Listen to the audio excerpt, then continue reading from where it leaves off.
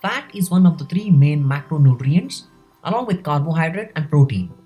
It is an important foodstuff for many forms of life, and fats serve both structural and metabolic functions.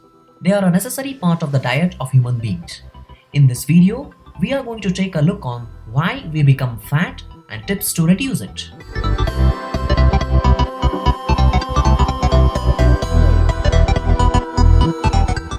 Everyone knows some people who can eat ice cream, cake, and whatever else they want and still not gain weight. At the other extreme, there are some people who seem to gain weight no matter how little they eat. Why? On a very simple level, your weight depends on the number of calories you consume, how many of those calories you store, and how many of them you burn up. But each of these factors is influenced by a combination of genes and environment. Both can affect your physiology as well as your behavior. The interplay between all these factors begin at the moment of your conception and continues throughout your life. There are some significant reasons to understand why we gain fat. The first one is the calorie equation. The balance of calories stored and burned depends on your genetic makeup, your level of physical activity, and your resting energy expenditure. If you consistently burn all of the calories that you consume in the course of a day, you will maintain your weight. If you consume more calories than you expend, you will gain weight. Second significant reason, genetic influences. The strength of the genetic influence on weight disorders varies quite a bit from person to person.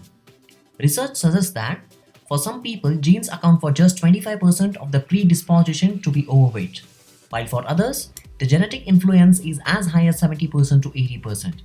Having a rough idea of how large a role genes play in our weight may be helpful in terms of treating your weight problems. The third significant reason is environmental causes of obesity. Childhood habits often stick with people for the rest of their lives.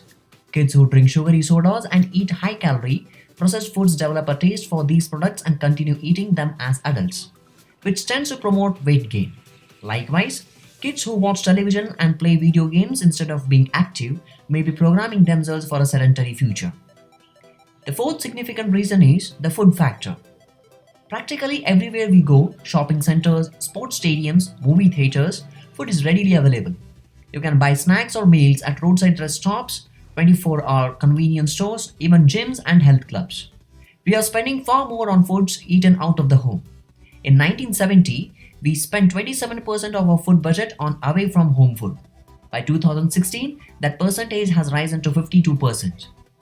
Aaron Carroll, a professor of pediatrics at the Indiana University School of Medicine, writes in his new book, The Bad Food Bible: How and Why to Eat Sinfully, and I quote, "Fat consumption does not cause weight gain.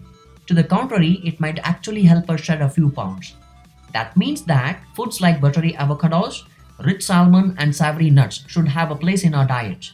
If you ban them as part of the low-fat dieting craze of the 1990s, it's time to bring them back.